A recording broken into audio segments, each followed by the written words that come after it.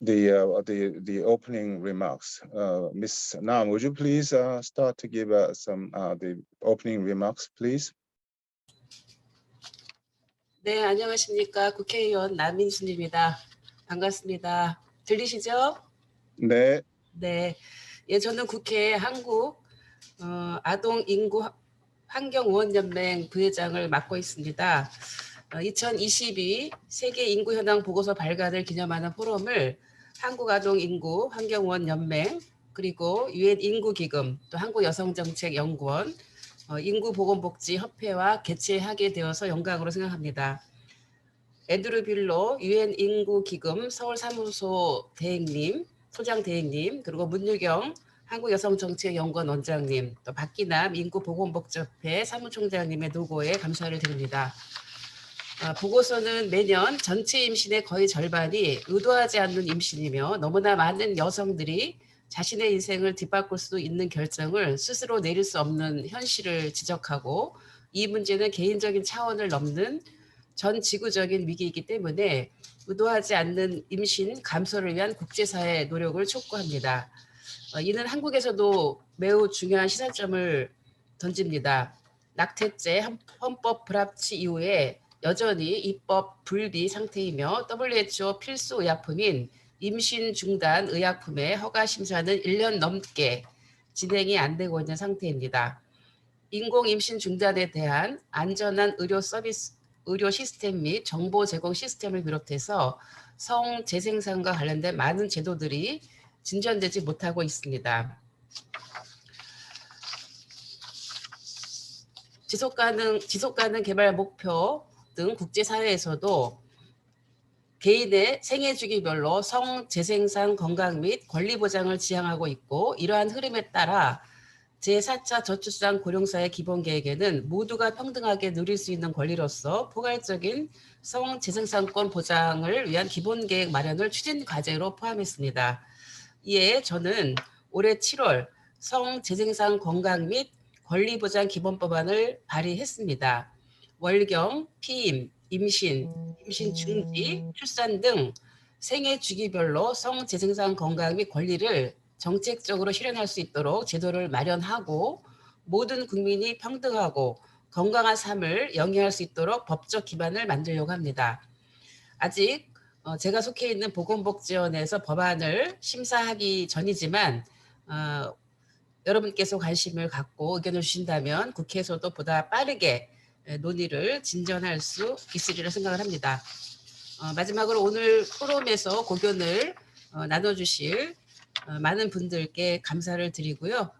바쁘신 중에도 온라인으로 함께해 주시는 모든 분들께 감사드립니다. 고맙습니다. Well, thank you very much, Madam Nam, and I'd like to appreciate your very wonderful the remarks, and I would like to invite next the guest speaker who will give another welcoming speech, who is the president of the Korean Women's Development Institute, the Madam Moon Yu-kyung. Would you please?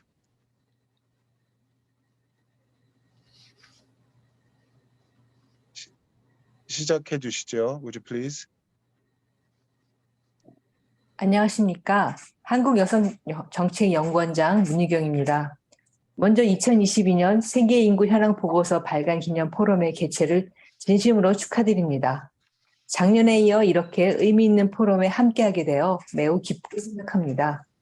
남인순 국회 한국아동인구환경연맹 부회장님과 박기남 인구보건복지협회 사무총장님, 앤드류 빌로 유엔인구기금 서울사무소장 대행님께 감사의 마음을 전합니다.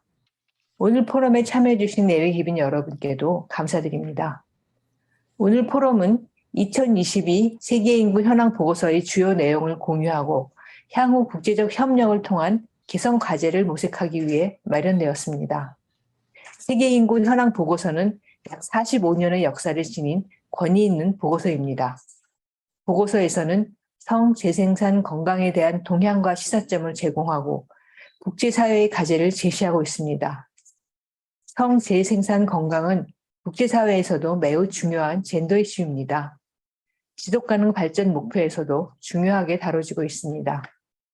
현재 우리 사회는 저출생과 인구 절벽을 걱정하고 있습니다. 그러나 가장 기본적인 개인의 선택권과 건강할 권리에 대한 논의는 충분히 이루어지지 않았습니다. 그동안 성재생상 건강은 주로 여성과 개인의 문제로 치부되어 왔습니다. 그렇기에 그 권리는 존중받지 못했습니다. 특히 사회적으로 뿌리내린 성규범은 성불평등을 강화하는 요인이 되어 왔습니다. 2022 세계인구 현황 보고서에 따르면 2015년에서 2019년에 걸쳐 약 5년 동안 6억 500만 건 이상의 의도하지 않은 임신이 발생하였다고 합니다. 하루에도 평균 33만 1천 건 정도에 달하며 매해 모든 임신의 약 절반에 해당하는 수치입니다. 많은 여성들이 자신의 성재생산 건강과 권리를 자율적으로 결정할 수 없는 것입니다. 의도하지 않은 임신은 성차별과 성불평등의 원인으로 여성의 삶뿐만 아니라 건강에도 심각한 문제를 일으킬 수 있습니다. 그런데 세계 곳곳에서는 의도하지 않은 임신으로 인해 많은 여성들이 고통받고 있습니다. 이들을 돕기 위한 국제사회의 더 많은 관심과 노력이 필요합니다. 오늘 포럼이 여성의 목소리에 좀 더 귀를 기울이고 모성의 소중한 가치를 중요하게 인식하는 계기가 되기를 바랍니다. 더 나아가 저출생 대응 등도 보다 성평등한 관점에서 정책이 추진되길 기대합니다. 오늘 포럼의 좌장, 발표자, 패널로 참가해 주신 전문가 여러분께 감사드립니다. 국회와 정부, 연구기관, 학계, 시민사회 등이 함께하는 관련 논의의 장이 앞으로도 계속되길 바랍니다. 참여 기관들과의 지속적인 교류도 기대합니다. 올해도 2달이 채 남지 않았습니다. 한 해 마무리 잘 하시고 따뜻한 연말이 되시길 바랍니다. 감사합니다.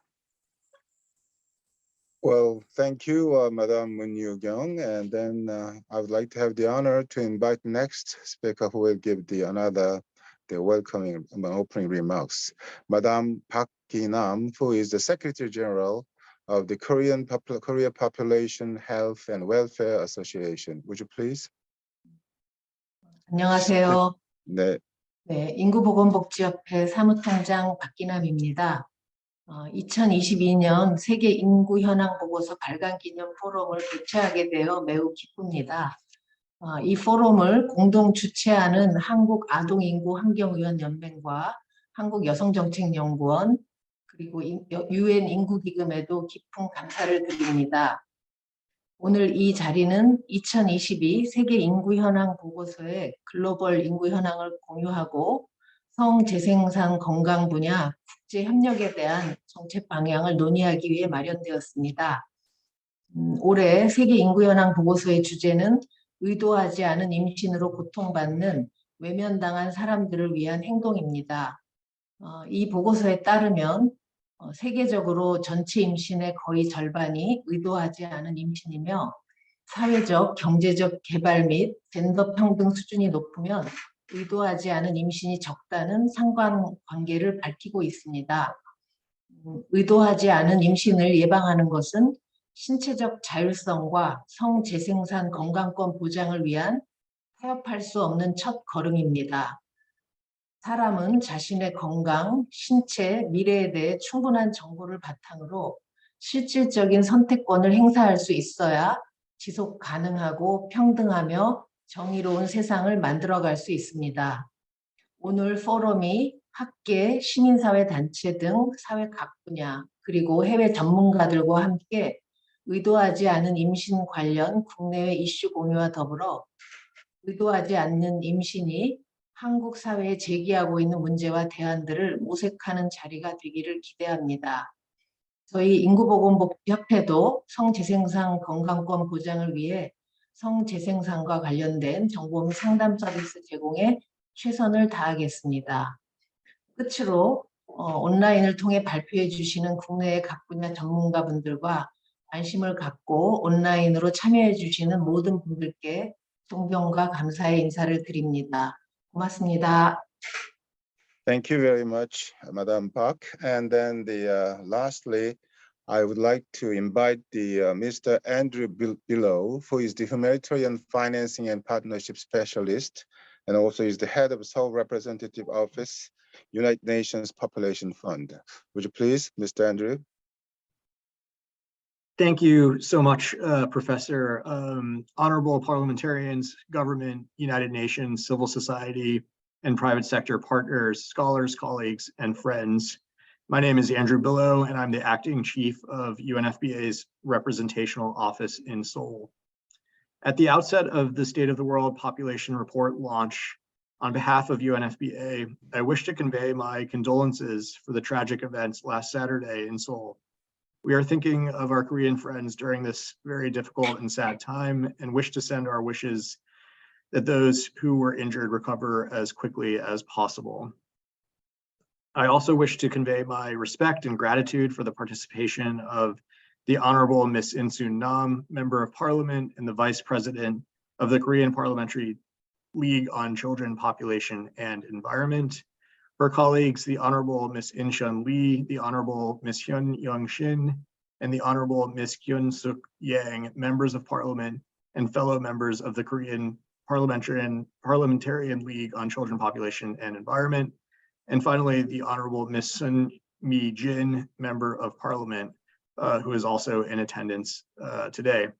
I'm also grateful for the participation of Ms. Yoo Kyung-mun, President of the Korea Women's Development Institute, and Ms. Ki-nam Park, Secretary General of the Korea Population Health and Welfare Association, for their contributions and continued support to UNFPA. I would also like to express my sincere gratitude to our guest speakers from the Korean International Cooperation Agency, KoPHWA, Korea Center for United Nations Human Rights Policy, Korean Women's Development Institute, International Planned Parenthood Federation, Good Neighbors, and my colleague from the UNFPA Nepal Country Office. Last but not least, my sincere appreciation to Professor Sang-Hyuk Shin of Kyunghee University for his invaluable contribution as moderator for today's forum. UNFPA was founded in 1969 as the United Nations Sexual and Reproductive Health Agency. Our mission is to deliver a world where every pregnancy is wanted, every childbirth is safe, and every young person's potential is fulfilled.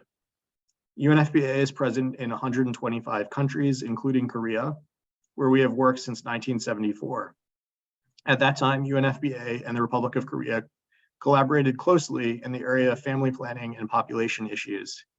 It is remarkable that Korea is now extending support to developing countries through UNFPA, including to provide critical sexual and reproductive health and rights services, addressing the challenges of unintended pregnancy in nearly every region of the world. In countries where data is available, nearly a quarter of all women are unable to say no to sex. Nearly a quarter are unable to make decisions about their own healthcare, and nearly 10% are unable to make decisions about contraception. Therefore, it is no wonder that of all pregnancies in the world, nearly half are unintended. For the women affected, the most life-altering reproductive choice, whether or not to become pregnant, is no choice at all. This is an unseen crisis unfolding before our eyes. We are therefore delighted that we have key partners in the room to help us address these issues. And as we look ahead to the 2030 Sustainable Development Goals, which call for the ending unmet need for contraception, achieving gender equality, and advancing bodily autonomy, we are redoubling ourselves in our commitment to achieving these goals. And we must add to our priorities the prevention of unintended pregnancies. And we are most grateful for your collective support in the continued pursuit of this objective. Thank you very much and look forward to today's session. Thanks. Well, thank you very much. And then we had the chance to listen the opening remarks of the distinguished guests. So I want to appreciate one more time for Madame Nam In-soon, who is the Vice President and Member of the Parliament, and then Madame Moon Yoo-kyung, who is the President of KWDI, and Madame Park Ki Nam, who is the Secretary General of the Korea Population Health and Welfare Association, and then Mr. Andrew Below, who is acting head of the Seoul Representative Office, UNFPA. Thank you very much again. And then from now on, we are going to watch a very short video clip, which will be helpful for us to discuss about today's topic. Would you please?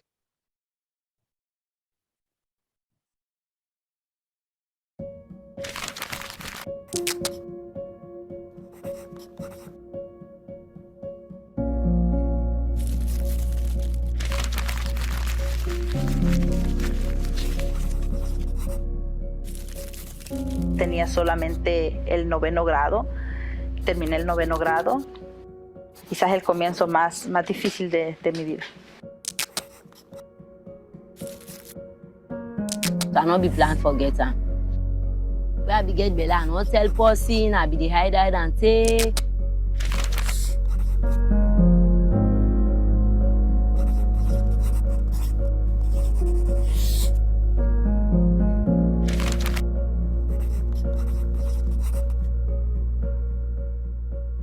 Yo no tuve así como una educación sexual como está en la actualidad. Uno a veces quería hacerles la pregunta y era como que, cállese, usted no tiene que preguntar eso.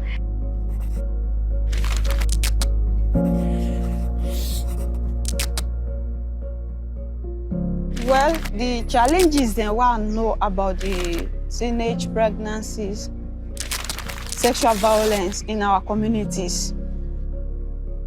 I say no. Say me not go use that thing that day. I not go use condom.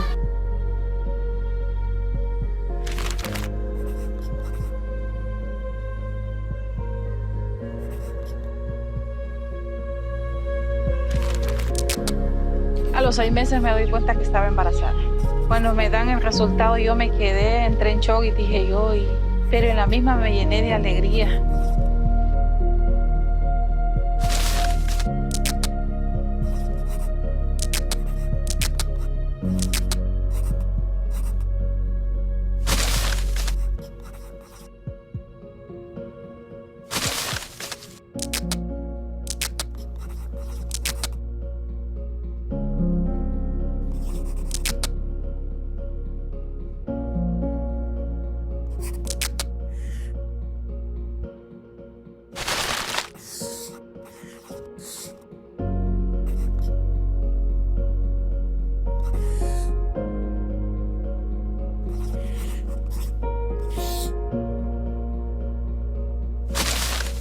Educate. Mark, I go graduate, I go college. Cuando conoces tus derechos, empiezas a hacerlos valer.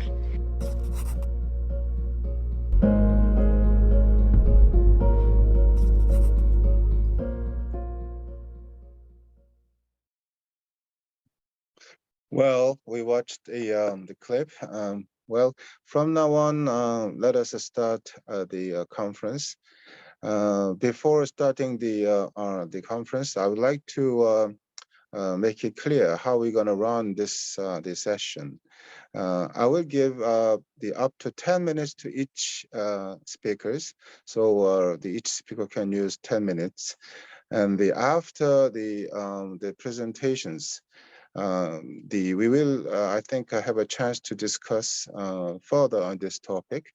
And if you have any questions, maybe some of the questions we got already, and then we will have some Q&A session, roughly about 10 or 15 minutes.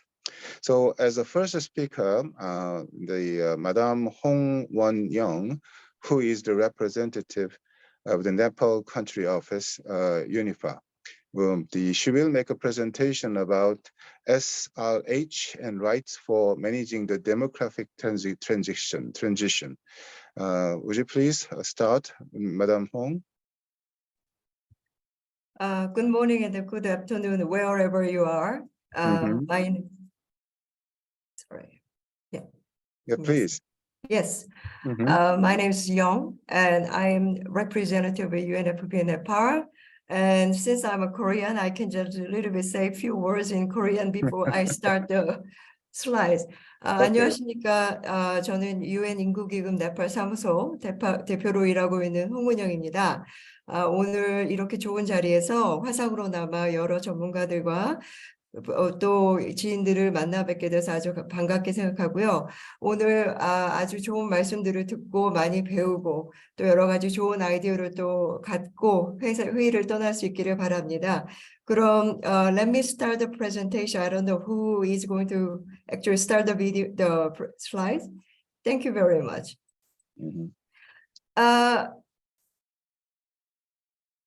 It's a great pleasure to present at this event today. Before I go into my this next slide, I want to stress that the theme of the status of world population 2022 this year, in many ways, could not be more relevant.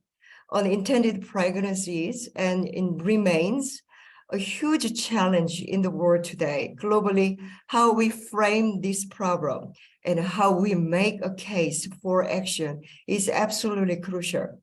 And it is important to highlight at the start that unintended pregnancy is a part of a wider problem women and girls face in their lives, not only in Nepal, but globally. This issue is profoundly related to agency and wider social and economic factors that limit the autonomy of the women to make choices and enjoy complete control of their bodies and their lives, as well as sexual and reproductive health and rights. In situations where women are empowered, where there are a high level of individual autonomy for women and where women are free to decide on the basics such as family planning decisions, better inclusive and equitable development outcomes tend to be witnessed. In Nepal, we sit at a crossroad.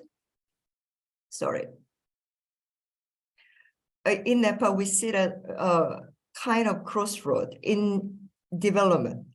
Poverty levels are reduced considerably over the past decade, and investment in education and skills has led to a growing number of women working in in the employment sector, and workers abroad raising important revenue in the form of a remittance.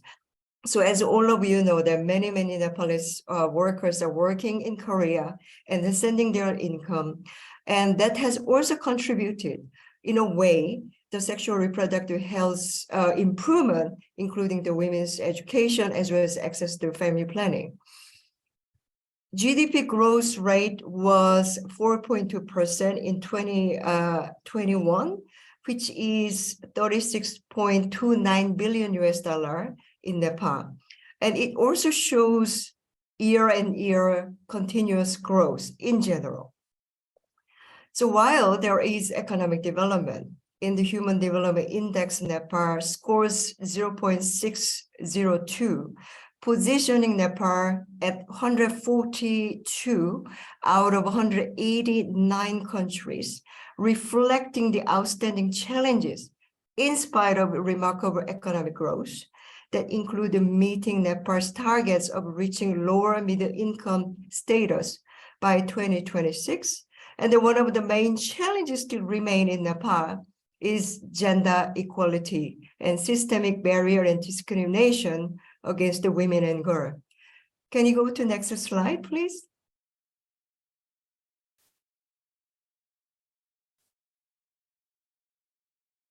Sorry, I think you went too far. I think we have to go to the, please, previous. Okay. One of the key factors in Nepal development is that the challenges relate to the empowerment of the women and young people's experience in many developing countries were targeted through proactive policies and programs providing the increased choices for women, including adolescent girls. This has included an improved legal and government policy framework and wider access to the family planning through the service provision. In 2021, Nepal has a population growth rate of 0.93%. Unmet need for family planning was 24.7% in 2019, and maternal mortality rate was 186 per 100,000 live births. Although we have a lot of still, gaps to reduce, as per the data indicate, we are actually on the right track in terms of maternal, mortality, etc., etc. So overall maternal health has improved a lot over the last decade.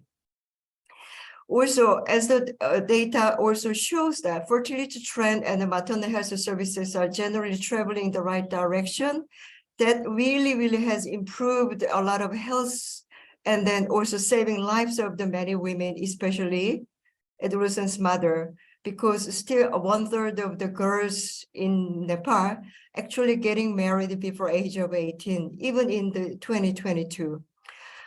The positive trend, especially in the maternal health and access to family planning, has been at the same time coincided with the various social development improvement as well, including the economic growth of the country. So somehow the SRHR improvement seems to directly and indirectly contributing the gross national development of the Nepal.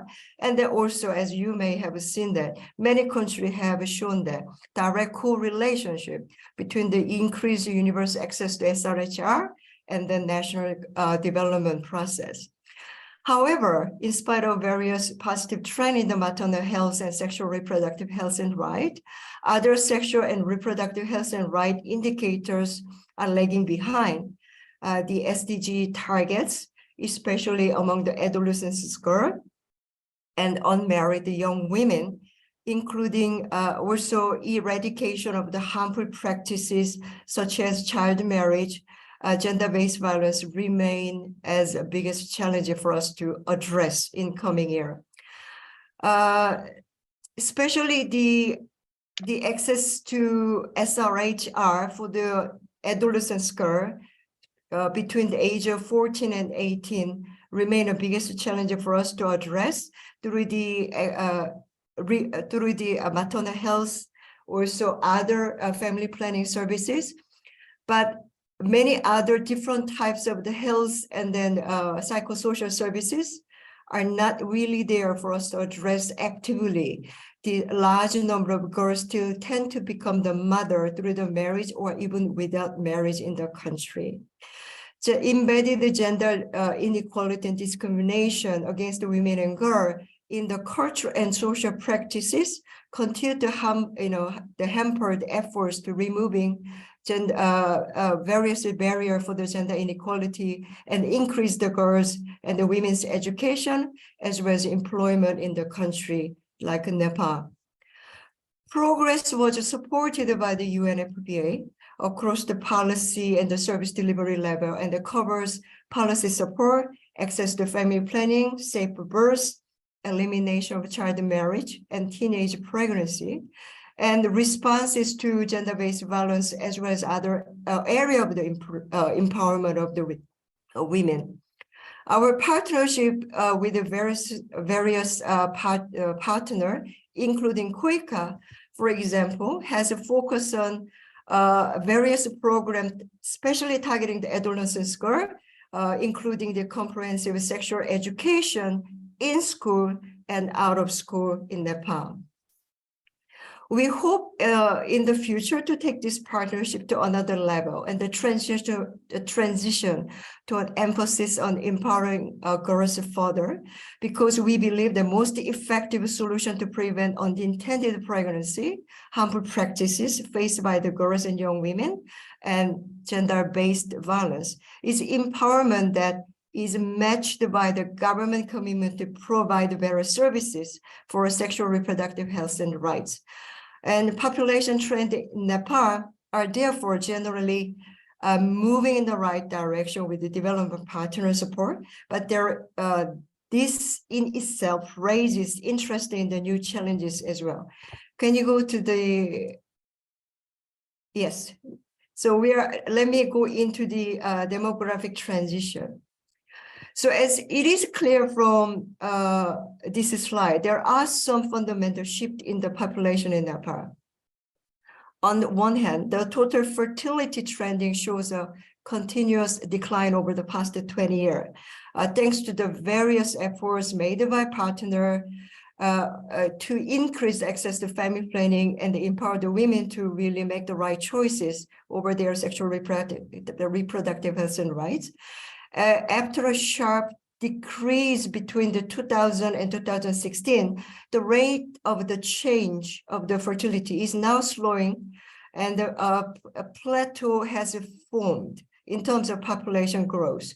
On the other hand, the life expectancy rate is increasing from 60.5 years in 2000 to a projected 75 years old by 2040. This demographic transition is a catalyst for enormous changes in Nepal as a fertility rate decline. To simplify, as a fertility rate decline, more people are living longer and a greater percentage of the population are elderly. This will sound very familiar to probably South Korea's context.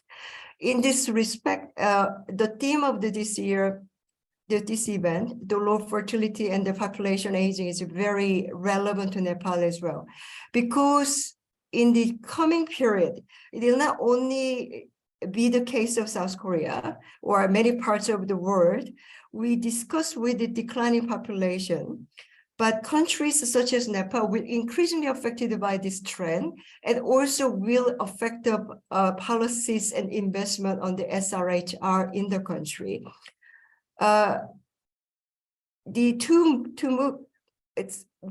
What is happening in Nepal cases when we continue to promote more investment in the SRHR for the adolescents and young women, there are the concerns growing in the country, whether the continued investment for the SRHR is absolutely needed or not, since we are experiencing and already witnessing the low fertility combined with aging population.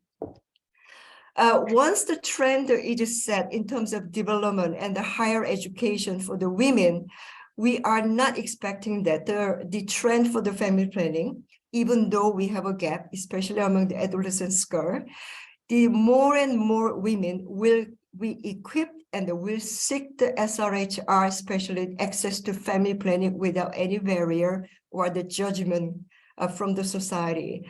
And instead of the limiting or not investing into the universal access to family planning, we are actually highly engaged with the government of Nepal to expand the understanding about sexual reproductive health and rights for the young women, but this time also the young couple who will be affected by the rising cost and the various social economic challenges that will also affect their fertility decision as the family in the coming year of the Nepal society.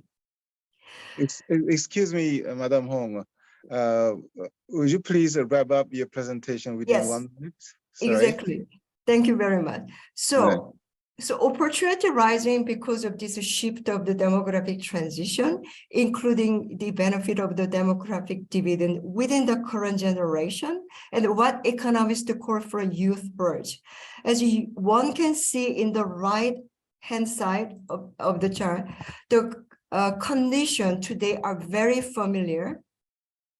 So the very familiar for the young people to be, the youth birth itself remain for the economic opportunity for the Nepal. But at the same time, the many more conditions for them to be able to participate from the family and they continue to grow economically as well as socially. We need a far more policy setting for us to be targeted, to provide the targeted policy as well as a program for them to be able to comfortably exercise their right, but also continue to maintain their desire for forming the family and they continue to develop their personal life as well. But at the same time, we also need to highly encourage the Nepal the government to be able to establish the cooperation in the region, Asia Pacific, to be able to prepare themselves for the future demographic transition that will be a continue to low fertility, but at the same time, the aging population, they will continue to form the social and economic condition for the future growth of the Nepal as well as in the region as well. So to summarize our presentation on the Nepal is SRHR for the young people, especially adolescents girls, is absolutely needed for the Nepal to realize their demographic and the development challenges as a goal of the nation as well as meeting the SDG. But at the same time, because we are at the crossroad in terms of demographic changes, it is very important for us creating the opportunity as well as a cooperation for us to be able to assist the Nepal government to address the various issues related to SRHR for the young people, especially adolescent girls, to be able to prepare the nation not to experience the sharp population decline, but also prepare ourselves for the women's right in the aging population, low fertility condition, to be able to continue to, create the desirable population demographic situation and the shape in the country as well. Thank you very much. Thank you very much. I'm very sorry not to give you enough time, but you will have another chance to discuss further about this issue after listening to all presentations. Well, because we don't have enough time limits, so I would like to ask one more time to all presenters to keep the time. Please try to finish your presentation within 10 minutes. Well, next speaker is a very well-known scholar about this issue, and Madame Shin Hae-soo, who is the President, Korea Center for United Nations Human Rights Policy. Would you please? Thank you, Professor Shin. And I now know the challenge, how to limit my time to 10 minutes. It's my great pleasure to be a part of this panel. Please, next slide. Yes, I will talk about sexual and reproductive health and rights, but especially the jurisprudence of the UN treaty bodies. I have been on the UN Committee on Economic, Social, and Cultural Rights for third term now. 12 years. And as you know, the Committee on Economic, Social, and Cultural Rights is a treaty monitoring body that monitors the implementation of the states parties' obligation under the International Covenant on Economic, Social, and Cultural Rights, which was adopted in 1966. Its Article 12 says, the states parties to the present covenant recognize the right of everyone to the enjoyment of the highest attainable standard of physical and mental health. Of course, physical and mental health includes sexual and reproductive health. So regarding this Article 12, the committee issued 2 general comments so far.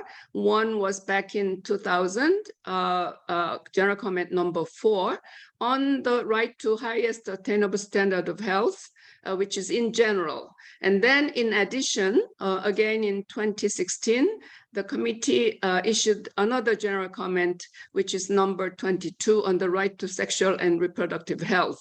I drafted the general comment number 22 with the help of UNFPA as well as WHO. We had extensive consultation as well with the civil society.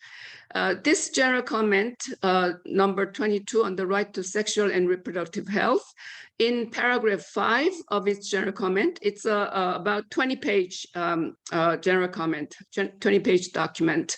And in paragraph 5 says that the right to sexual and reproductive health entails a set of freedoms and entitlements. The freedoms include the right to make free and responsible decisions and choices, which is free of violence, coercion, and discrimination regarding matters concerning one's body and sexual and reproductive health. So I think this concept of freedom is very important in everyone's sexual and reproductive health and rights. And then the entitlements include unhindered access to a whole range of health facilities, goods, services, and information, which ensure all people full enjoyment of the right to sexual and reproductive health under Article 12 of the Covenant. So these two concepts at the same time, freedom as well as entitlement, I think opens the door to everyone's right to sexual and reproductive health and rights. Next. So the committee defined what we call AAAQ norms in terms of sexual and reproductive health, as well as health in general. It is AAAQ regarding health facilities, services, goods, and information, which is one, A is availability, another A is accessibility, which includes physical accessibility, economic affordability, as well as information accessibility. 3A, acceptability, which should be culturally acceptable and, to everyone's morals, etc. And then Q is quality. It should be of quality. So with this AAAQ norms, the sexual and reproductive health facilities, services, good and information should be open to everyone. Next. In this general comment, I included core obligations of the states, which includes 8 elements as the core obligations. Of course, there are many obligations, but we try to define what would be the core that should be minimum essential levels of satisfaction of the right to sexual and reproductive health. And of course, we mentioned WHO and UNFPA regarding these guidelines and protocols. Next, please. So the first core obligation is to repeal or eliminate laws, policies, and practices that criminalize, obstruct, or undermine access by individuals or a particular group to sexual and reproductive health services, etc. This is essentially regarding the law that criminalize abortion in many countries. B, to adopt and implement a national strategy and action plan with adequate budget allocation on sexual and reproductive health. I think UNFPA is trying very much to have this national strategy and action plan. C, to guarantee universal and equitable access to affordable, acceptable, and quality sexual and reproductive health services, goods, and facilities, in particular for women and disadvantaged and marginalized groups.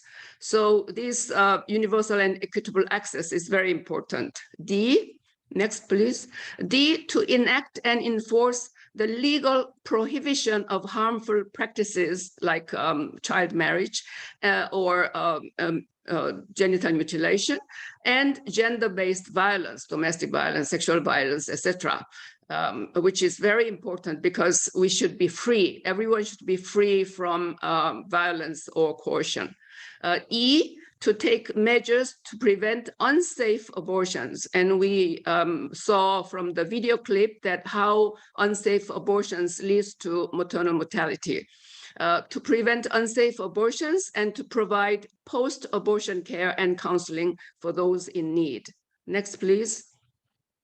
And then F, to ensure all individuals and groups have access to comprehensive education and information on sexual and reproductive health that are non-discriminatory, non-biased, evidence-based, and that take into account the evolving capacities of children and adolescents. I know that in many countries, sex education, especially for school children, is very controversial in some countries, especially because of the LGBTI issues.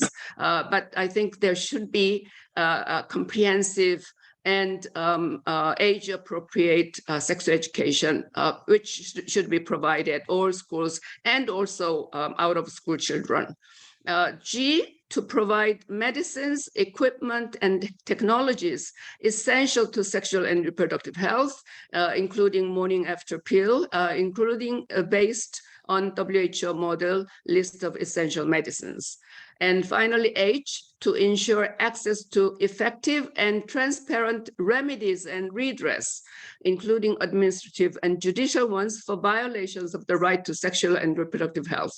So state obligation always accompany redress, compensation, and then the prevention of those.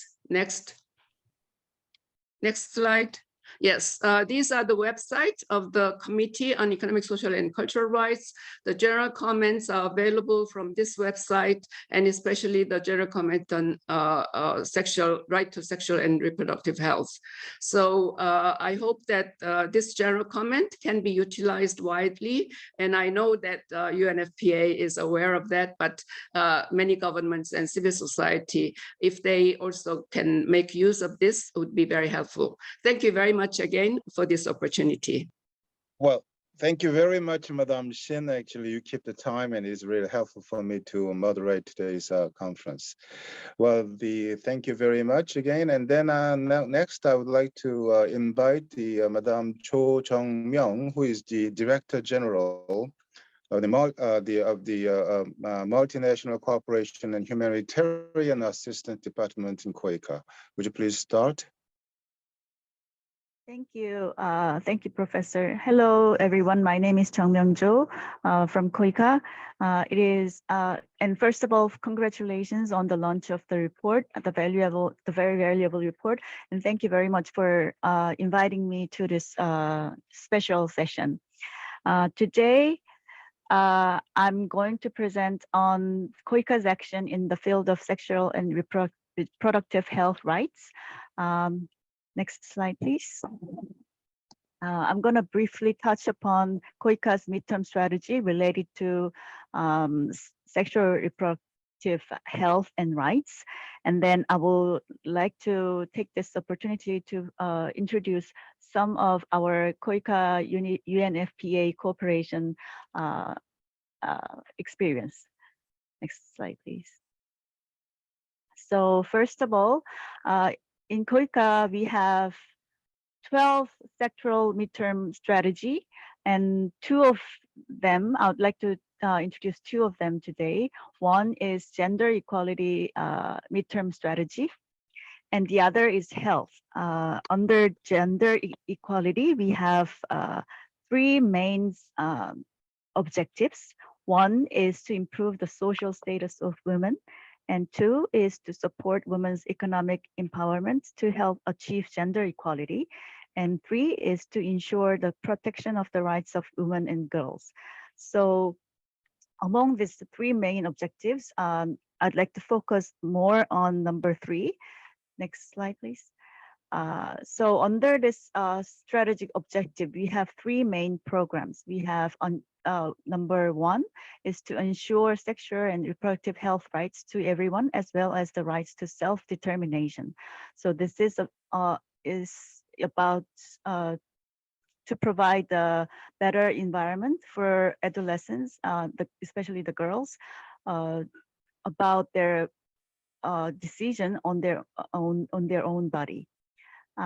So next, please. And also in relations to reproductive health, we have other programs in health provided in the health midterm strategy. Number one, under the health strategy, we are focusing on to improve health security by strengthening the capacity to respond to health emergencies like the COVID-19. And number two is to health promotion through a life cycle approach, which is related to maternal and reproductive health. And three is to enhance digital health capacity through a comprehensive and systematic approach. So for this health sector, next slide, please. I'd like to focus more on health promotion through a life cycle approach. As you all know, gender is something that we try to mainstream in all sector programs and projects. So for reproductive health, we are focusing more through this health sector program and projects. So for our life cycle approach, we are providing programs on reproductive, maternal, neonatal, child and adolescent health.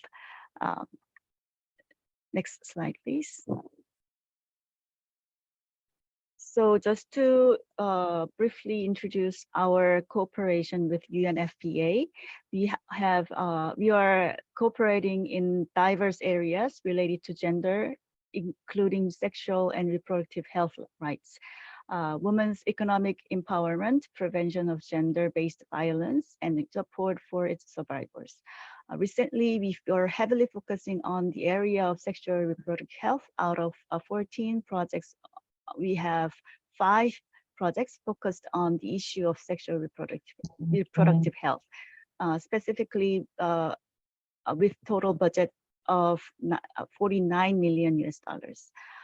Below are the list of the projects that we focus on sexual reproductive health. As you can see, it's all around the world. And in the next slide, I'd like to introduce our good example from Malawi.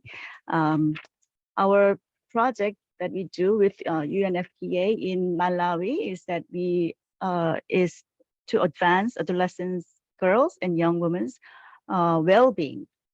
This project is from 2020 to 2024 with the total budget of $6.5 million. From that, KoPHWA is supporting $5.9 million.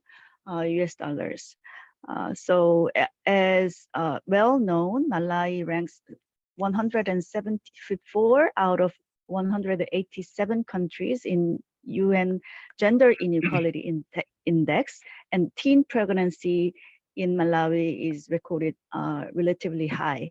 So our project is to provide training, educate training and knowledge to girls and women to increase the awareness of their own rights related to sexual reproductive health and their rights to control their own body related decisions. And also at the same time, we are trying to create more supportive and embracing environment for those who already have very early marriage and early birth. And so objective number one is to prevent early marriage and early uninformed pregnancy. Number two is to create more supportive environment for those who already have given the birth at very early age. And number three is to increase the quality of available services for the young moms, and also the social opportunities like the literacy education and some numeric education, which enable the girls to have better, independent, sustainable life on their own. So here we are not only focusing on the empowerment of the individuals, but also we are focusing on empowering the community as a whole, and giving by providing safe space in the community where girls can go to feel safe, and also we inform the girls and women of the available services they can get from the communities. So we have individual focused approach and also community-based approach in the projects embodied. So through this project, we are almost halfway through in the projects, and we were able to benefit over 200,000 adolescents, girls, and women through this project. So this was my brief presentation on KoPHWA's activity on sexual and reproductive health rights, and I believe that we can learn better from today's session and work better in the future. Thank you. Okay. Well, thank you very much. We could have a chance to understand the KoPHWA activities regarding today's topic. Thank you again. And then next, I would like to invite the Dr. Jamil Jamir, who is the Director of Programs at IPPF. Would you please start? Thank you, Professor. Yes. At the outset, I would like to congratulate UNFPA for coming up with the landmark report on seeing the unseen, on addressing unintended pregnancies. It has really broadened the discourse for realizing the full rights and potential of women and girls. Next, please. So just a brief introduction about the work of IPPF. IPPF is a global health provider and a leading advocate of sexual and reproductive health and rights. And through its national member association, over 140 and collaborative partners, we delivered 231 million services, and most of the services were given to poor and the marginalized people, particularly women and girls. There's a strong focus in the programming to look at diversity, equity, and inclusion. And as you see, we serve a broad range of client categories through our interventions, both through education, campaigns, and service delivery. Next, please. So International Planned Parenthood Federation has 6 regional offices, and one of the regional offices is based in Kuala Lumpur with its sub-office in Pacific, and we are working in 25 countries with our member associations. If we see the diversity in terms of the unintended pregnancies, we see a range from 21 to 114 from the East Asia to the Pacific. So we see a huge diversity in the unintended pregnancy. And so there is a very diverse programming across, and I'll be going to specific points in my next slide. So as you will notice, there are 4 programmatic areas that are directly impacting on addressing the unintended pregnancies. And it is centered around addressing the agency. The first one, which is the program outcome, is to see that people can access and champion contraception and abortion care in supportive environment, free from stigma and discrimination, which is very central to the work around the social change and shift. Because member associations have community-based programs, they do a lot of campaigns, work with women's and youth groups in partnership with boys and men, and then they create a critical mass in terms of really initiating discourse at the community level, and which moves to the second point, which is advocacy and accountability, which focuses on creating an enabling environment for universal access to services. And here we are talking about a broad range of intervention, right from ground advocacy to policy advocacy. The third one is in terms of delivering people-centered care, where we are looking at diverse hybrid service delivery models in terms of reaching out to more people with comprehensive SRS services, diverse client categories, and with new geographies. And finally, as part of a learning organization, the evidence and learning is systematically used for improving the services, which forms the central part. So these are 4 broad programmatic interventions where we are trying to really change the ground level through the interventions and address unintended pregnancies. Next.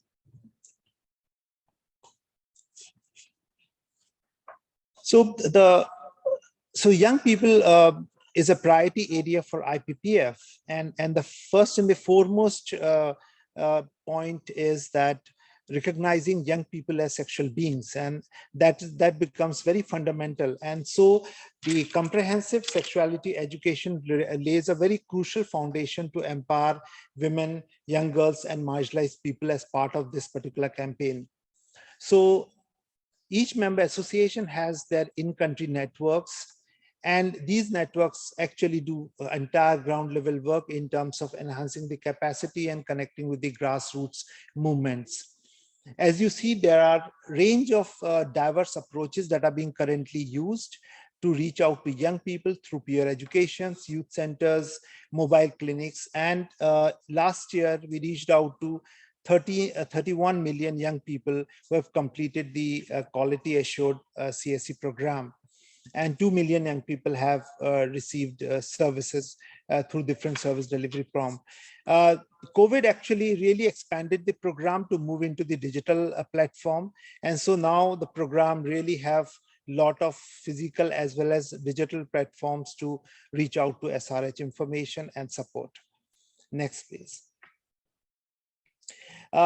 These are some of the publications that really helped to take forward the national level advocacy work that was carried out jointly with UNFPA and UNESCO in 30 countries, along with the Ministry of Health. And this is just for ready reference for the national advocacy work on comprehensive sexuality education. Next, please. As we look at centered care on people, you will notice that the pitch is really for comprehensive SRH services, and contraception and safe abortion really is central to the services that we provide. But as you know, as came out also clearly from the report, there's a high prevalence of gender-based violence, and this is one of the services that we provide, both the clinical, counseling, and referral services as part of it. Next, please. Recently, IPPF came up with the client-centered clinical guidelines, which really strengthen our clinical governance at the country level, and also supporting the different hybrid modern methods of service delivery. Just to highlight, in case of abortion-related services, we have the facility-based care services, out of facility care, which basically looks at mobile units, reaching out to services at the doorstep, and also through digital platforms. And now, as you know, just a couple of pictures from our member associations. This is from Philippines, where particularly after the COVID, besides the face-to-face service provision, online stores, home delivery, a range of services that were added to really expand the client base. Next one. This one is from Indonesia, and as you notice, most of our member associations have made a very significant change and adapted their service delivery models and come up with different mobile apps, change their approach in terms of reaching out at the doorstep services, and also expanding the digital health services and connecting it with the community work that is happening through youth networks and the women's empowerment centers. Next. One of the important areas of IPPF is also to reach out to through the humanitarian program, and these are some of the pictures from our work in Pacific, Fiji, Tonga, where we are reaching out to people with the SRHR needs. Next one. So I'll as my concluding slide, I just want to emphasize that IPPF recognizes and prioritize agency as one of the important areas of intervention, and have clearly highlighted it in the new strategy, which is coming up from 2023 to 2028, and really looks for working closely towards realization of full rights and potential of women and girls. Thank you.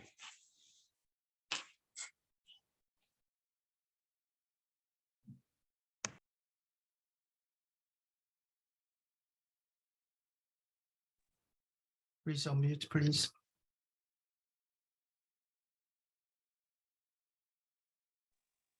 Can you hear me right now? Yes. Everyone? Okay, thank you very much, Dr. Jamil. And then let me invite the next speaker, Mr. Kim Dong-sik from KWDI, who is the director of the organization. Would you please? Thank you, Professor Singh. Good morning and good evening. I'm glad to be invited to today's talk. Thank you for giving me this opportunity to present. I have a bad bronchitis right now, so it might be little difficult to grasp while giving a presentation. Please forgive me if I cough a little. And the title of today's presentation is Unintended Pregnancy in Korea. I'd like to present you with some findings related to unintended pregnancy in Korea based on the recent survey result conducted by KWDI, and then to suggest some direction for ensuring women's autonomy and right to health.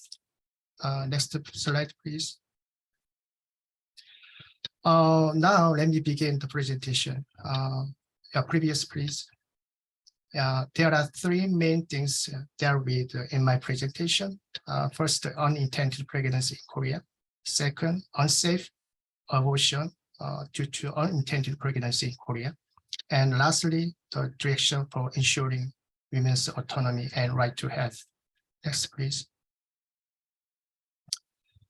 Let us think about the fear of the possibility of unintended pregnancy.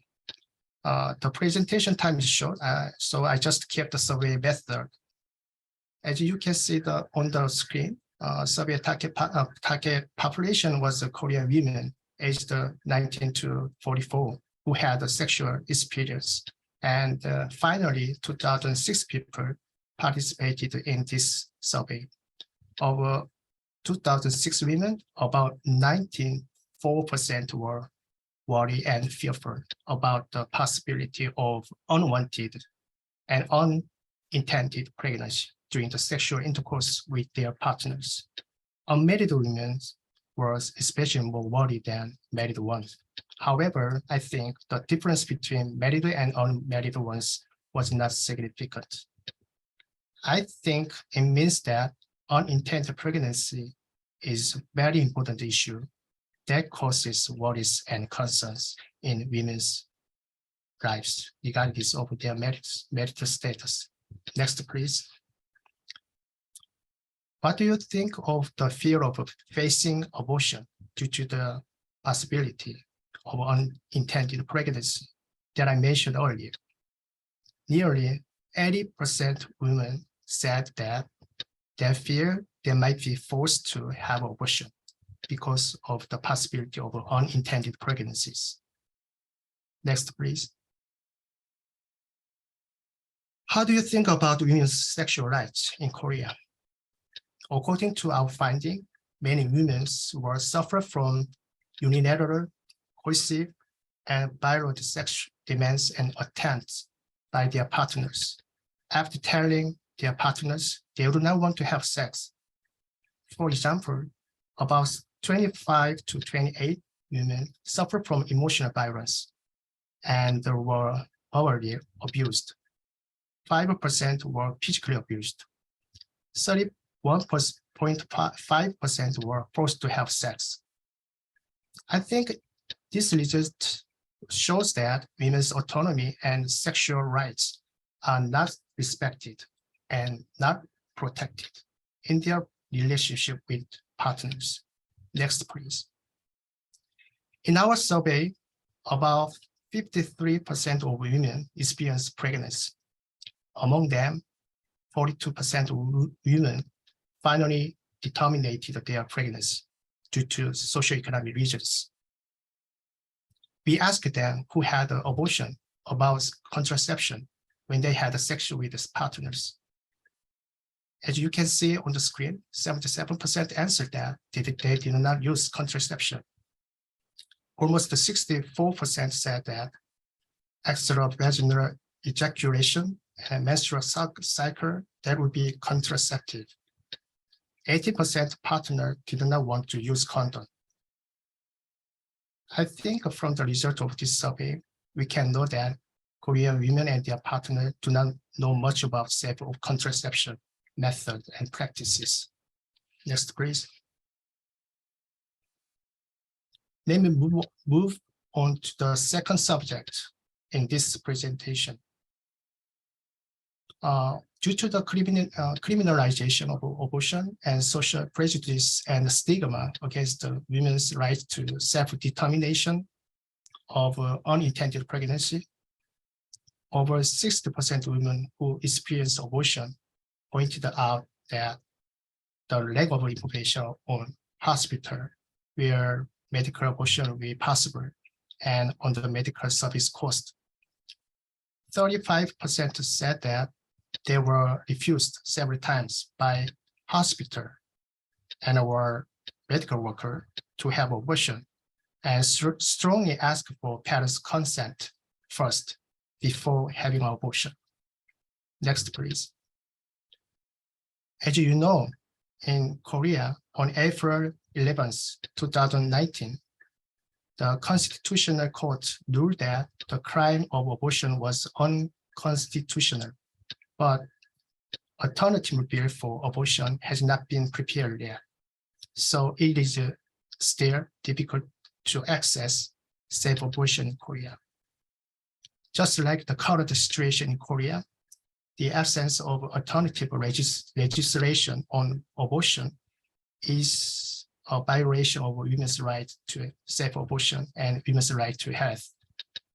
Next, please. To conclude this presentation, we must shift the paradigm towards the sexual and reproductive health and right. First and foremost, it should start with recognizing sexual and reproductive health and right as a human right. We need to move to a SRHR policy based on women's autonomy and right to health. Second things I would like to suggest in this presentation, we need to improve the rules and system related to SRHR. This is because this law and system may become obstacles to women's right to self-determination and access to abortion. Last one, please. In addition to some previously suggested, in order to ensure women's autonomy and health rights, provide education and information on SRHR, strengthening access to health services for SRHR, conducting campaign to improve awareness of SRHR, and so on, should be needed. That is all my presentation. Thank you for listening, and thank you again for the opportunity to be here today. Thank you. Okay, thank you very much, Mr. Kim Dong-sik. And I would like to invite the last speaker today's conference, Madame Park Jin-hyang, the team leader of Global Health Team at the Good Neighbors. Ms. Park, please. Thank you, Professor. Good morning and good afternoon and good evening where you are in the world. It's my pleasure to be part of the launch of SWP Report 2022 by UNFPA. Hello, I'm Jin from Good Neighbors International, which is an international NGO founded in Korea. Next slide, please. Thank you. By far, lots of NGOs are addressing the issue of unintended pregnancy and running projects in developing countries in order to reduce the adolescent birth rate. So today, what I'd like to do is to share why and how NGOs have been putting effort at reducing unintended pregnancy, especially for adolescents. And also introduce the UNFPA SRHR project, which Good Neighbors in Rwanda has been rolling out since year 2022. Next slide, thank you. As we all know, SDGs are a universal plan to achieve sustained future and to end poverty, protect the planet, and promote well-being at all ages by 2030. For sure, adolescents are also included as both beneficiaries and key essential actors in achieving these goals. So to ensure healthy life of the adolescents, that there are relevant SDG indicators as given in this slide. According to the indicators, these represent the risk of childbearing among females in the given age group and ability of the empower of all women and girls respectively. However, even though growing attention is paid to providing sexual education, adolescent pregnancy is a global phenomenon, and that there are enormous variation in the levels between and within countries. So following by WHO and Sub-Saharan Africa and Latin America continue to have the highest adolescent birth rate and compared to the other regions. Next slide. Thank you. With respect to the UNFPA SWP report 2022, 96% of the world adolescent population, excluding China and high-income countries, finds that nearly 1 in 3 young women aged 10 to 19 years gave birth in adolescence. And nearly half of these adolescent mothers were children, and they commonly went on to experience additional birth while still in childhood. So among them, 3/4 of the girls with the first birth at age 14 and younger had a second birth before turning 20, unfortunately. So on top of that, on your right, you can tell that women who have their first birth in adolescence end up having nearly 2 births more over their lifetimes than women who started age or 20 later. Next slide. Well, we may wonder the reasons of increasing the rate of unintended pregnancy among adolescents. So I just simply illustrate of the theory of changes. The main top driver of unintended pregnancy for adolescents are cultural belief or gender stereotype attitude about early childbearing, and lack of access to health, sexual and reproductive health service, including safe abortion. Then it results to have a less education, less household and economic power, and less mobility than unmarried adolescents. So it leads that they tend to be isolated, and also lack of knowledge and skills to negotiate the situation that are detrimental to their health and the well-being. For sure, unintended pregnancy is not a personal failure, and it may be due to lack of autonomy society allows or value placed on women's life. So addressing these underlying conditions is to prioritize the prevention of the unintended adolescent pregnancy by improving their level of education, providing a comprehensive sexuality education and right, enabling parents and families to provide information for adolescent health, and ensuring reproductive health services for adolescents. Next slide. So therefore, good neighbors, where I belong, is to make a better world, including advocating for attention to adolescents and addressing their sexual and reproductive health in field countries across the world. Next slide. To avoid unintended adolescent pregnancy, I may share major project activities and our own modeling by Good Neighbors. First of all, we have established construction for only teenage girls to advocate their stigma, which has a huge impact on their education and a risk of child marriage and getting pregnancy. We call girls-friendly space at schools for giving girls an environment where they can get information about the menstruation and the pregnancy. And also girls can have a private space to change the rest comfortably while they're on the period, so that they don't miss the school.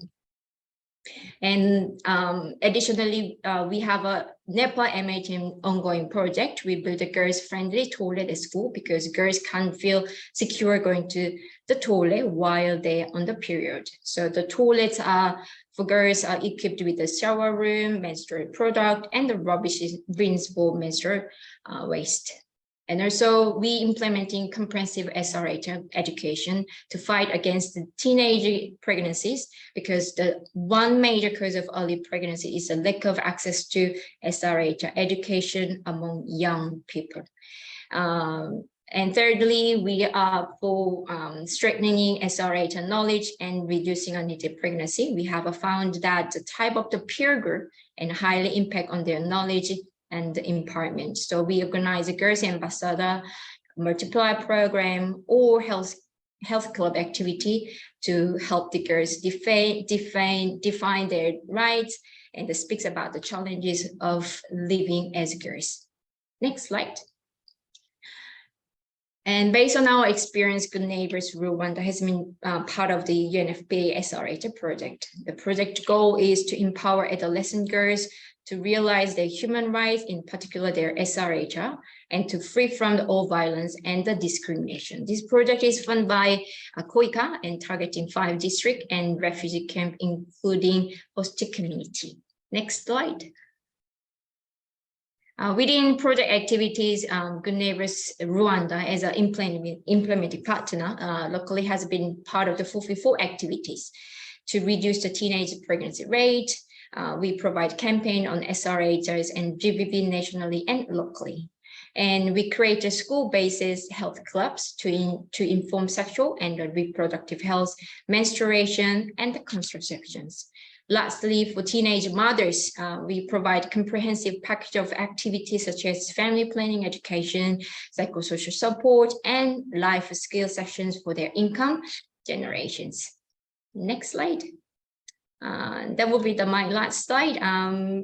Early childbearing, high fertility rate, and the access to maternal health services are the main contributing factors in higher number of unintended adolescent pregnancy. UNFPA State of the World Population Report highlights that the main challenges of teenage pregnancy and substantial impact on the girls' education, health, and long-term employment opportunities. So, therefore, decision makers and stakeholders of health systems are called to prioritize the prevention of unintended pregnancy by improving accessibility, acceptability, quality, and variety of the adolescent sexual and reproductive health care and information. Thank you for listening. Thank you very much. And we just heard and listened to 6 presentations, very excellent presentations on today's topic. I'm very sorry again because I could not give enough time to make presentations to 6 presenters, but certainly through the Q&A session, we will be able to discuss further about today's topic. Well, in fact, that we have a chance to understand this issue, sexual and reproductive health and rights in Nepal, in Korea, and in Southeast Asia and the Pacific regions. So I think it was a really fruitful time for us. Well, from now on, I would like to have some very short Q&A sessions. Actually, we received some few questions from the participants in advance. So to improve the maturity of the Q&A session, I would like to ask the question to the relevant or the organization who could answer the question. We have only about 10 minutes, so I would like to discuss 2 or 3 questions, if you don't mind. So let me give you a first question. The first question was how do strong institutions, including legal frameworks, influence on intended pregnancy in the state? And what is the role of traditional practices with respect to the crisis of unintended pregnancy? I think Kokun and the Good Neighbors, maybe you can answer this question. Would you please answer, Madam Park from Good Neighbors, if you don't mind? Right, thank you, Professor. Well, I might answer the second part of the questions about the role of the traditional practice for increasing the crisis of unintended pregnancy. Well, modern method of the contraception have a vital role in preventing unintended pregnancy. By far. However, using traditional methods of family planning, such as a withdrawal or calendar-based method, results in the high rate of unintended pregnancy. But there are the barriers we have been discussing during the presentation about the social, cultural, and structural perspective that are not enable to more people to benefit from effective contraceptive services. And without counseling, I think, without counseling of the contraceptive sources, when women do not have consent about their method, they are using contraception. So I in my point, it's very important to improve their understanding of a full range of the contraceptive modern methods, and also provide a high quality of the counseling and free from stigma to ensure their sexual health protected. Thank you. Okay, thank you very much. Okay, we don't have enough time, so maybe please do answer as brief as possible, if you don't mind. Well, next then, I think I would like to invite Madam Shin from Kokun. Maybe you have some answers to this question as well. Thank you for your question. I think two points are important. One is, since this unintended pregnancy happens for adolescents, as well as couples, who are married at young age. So for adolescents, I think school education is very important, especially regarding comprehensive sex education, which should be institutionalized and must be provided not only to girls, but also boys. How their relationship and intimate relationship should be, and how the relationship should be based on respect and not from violence. So that's very important. And how we make this comprehensive sex education at school as an institution, as a law or national plan. Second, for the general public, but also especially for those people who are in reproductive age cohort, I think family planning is very important.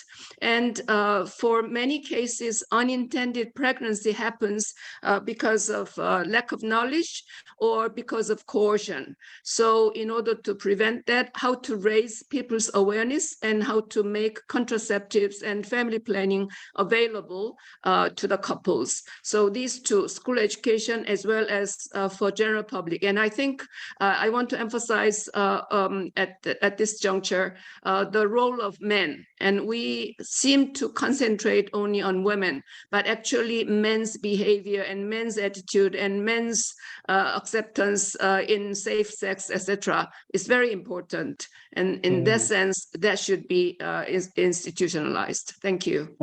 Well, thank you very much. And then, well, is there anyone who wants to answer this question? I mean, on the top of these two the participants. If you have any comments on this question, I do welcome any comments and further the explanation or opinions about this question. If anyone have some opinions about this question? If you don't have, then let me carry on the next question. Actually, Professor, there's a hand raised from Ms. Hong. Please go ahead. Yes. Okay, please. I cannot see it. Sorry, Ms. Hong, would you please?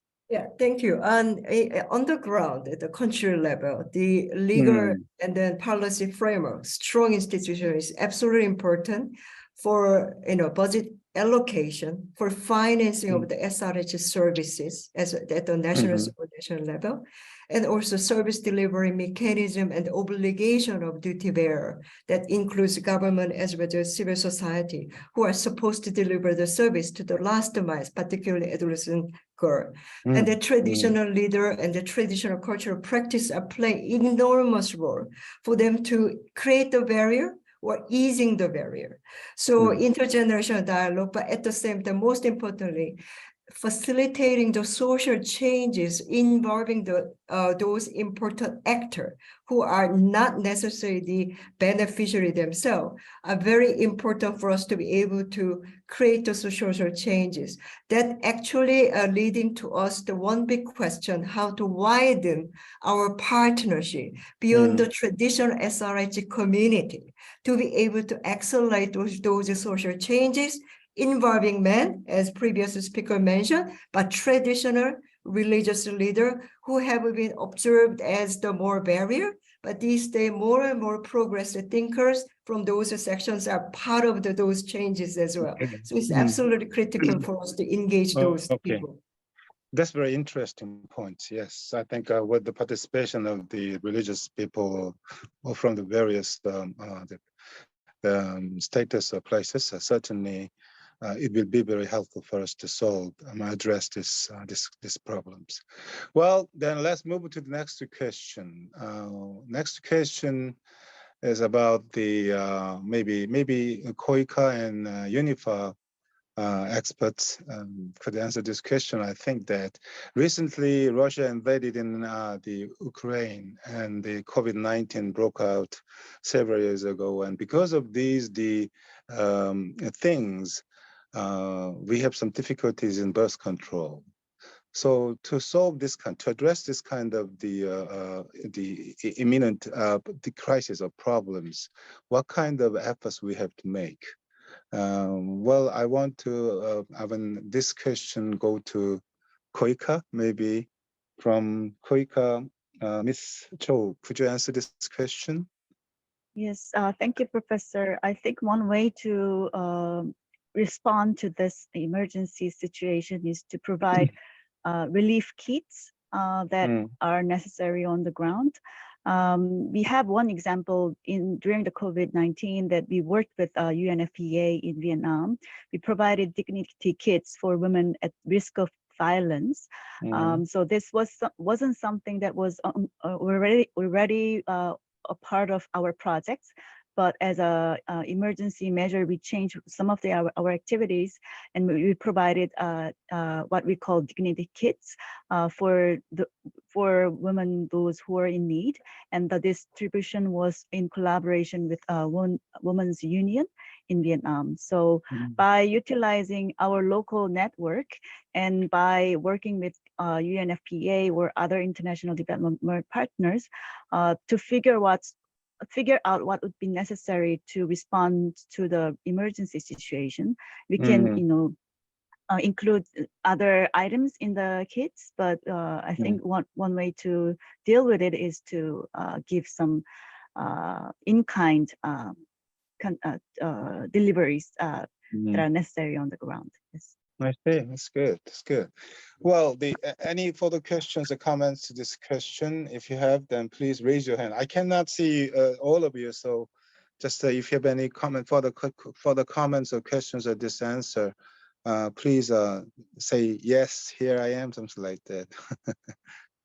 No further comments or questions? I mean, well, actually comments. Okay, then let's move to the last question. The third question is, how the main topic of this seminar can be related to the decreasing fertility rates in Korea and Asia. I think the experts from IPPF maybe could answer this question.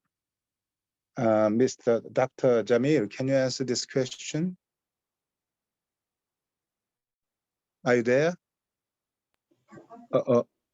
Professor Jamil left because he has a meeting, and I think Ms. Hong, she raised her hand because she has some comment. I see. Okay, about the second question or this question, Ms. Hong? Would you please? So let me address two issues. Previous question about the crisis context, how we can do it. Secondly, how we can link the fertility issue in the overall population decline. Please. So about the crisis context, that includes the pandemics and those world situation. That's why UNFPA and all the health community globally are really focusing on the resilience building by investing into the health system strengthening.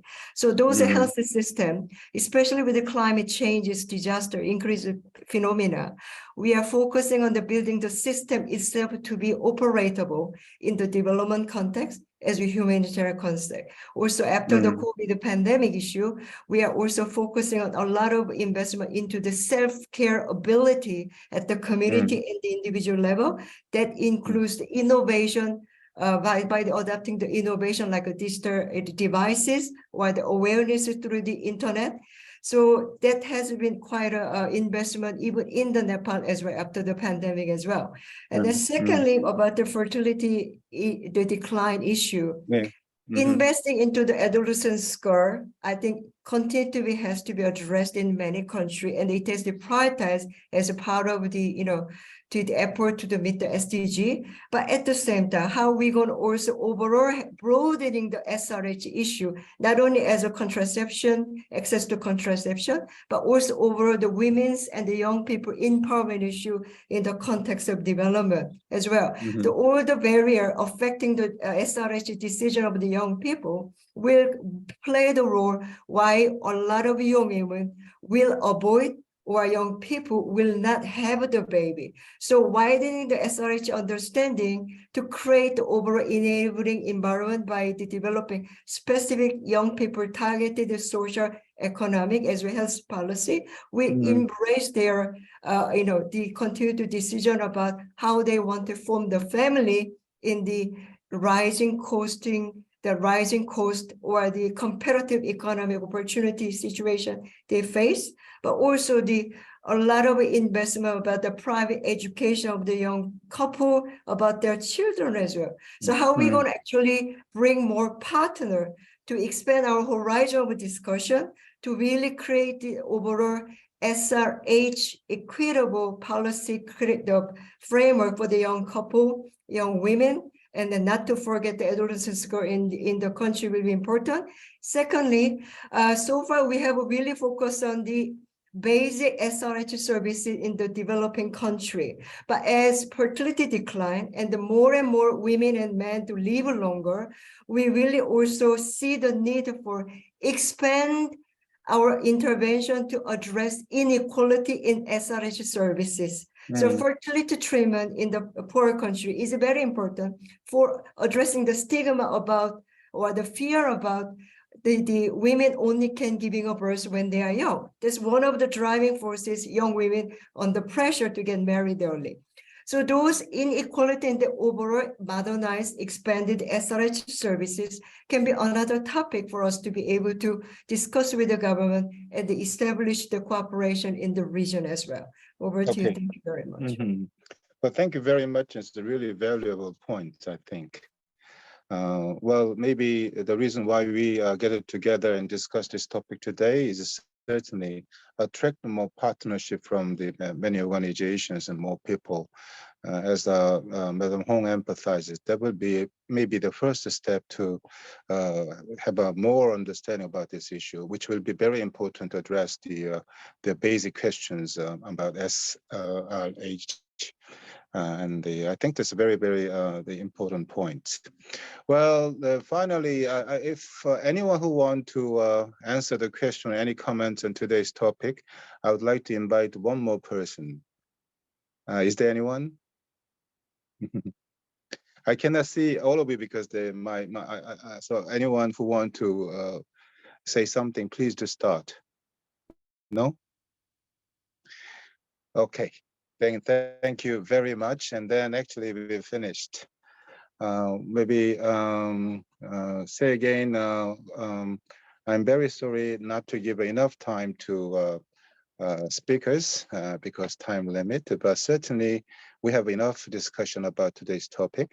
And then I hope we will have another opportunities to discuss about this topic in the near future. And it was, all presentations are really excellent and very helpful for us to understand this topic.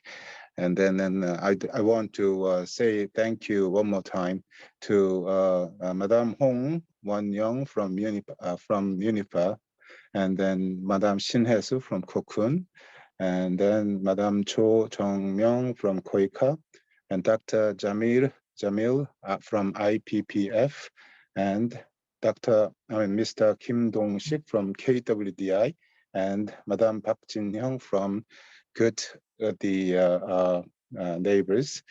Okay, before thank you again for your excellent presentations, and then finally, I would like to invite Andrew, the BO, who gives some final comments. Would you please? Yes, thanks so much, Professor Shin, for the opportunity to speak. Just to note with appreciation and thanks for everyone who participated in today's launch. I think, as I said at the outset, if we're going to achieve the Sustainable Development Agenda by 2030, it really does require a collective effort amongst all of us to work toward those goals. And I was really heartened to hear all of the information that was shared, the lessons, the operational perspectives, the normative legal perspectives, as well as the research and analysis and the data to back up some of the arguments that we're collectively making with various policymakers. So very much appreciate everyone's time and inputs in this process. I do want to also just quickly thank our Seoul Representational Office team for their efforts in organizing this event. Yumi Chang, Betty Shin, and Sue Cho, the three of them have done a great job in pulling this together. So thanks so much to them for their hard work on this. I also want to thank our partners, CPE, KWDI, and KoPHWA for their support and continued partnership. And as Professor Shin said, also to all of the speakers for their time and effort in terms of putting together such great presentations. We really appreciate all of your engagement, and I hope that we can continue the collaboration and good work together. So thanks to you all once again, and wish you all a good day and remainder of the week. Thanks so much.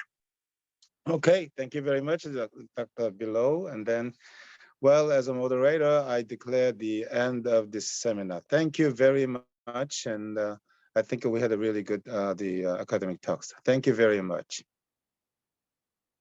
Thank you. Mm-hmm.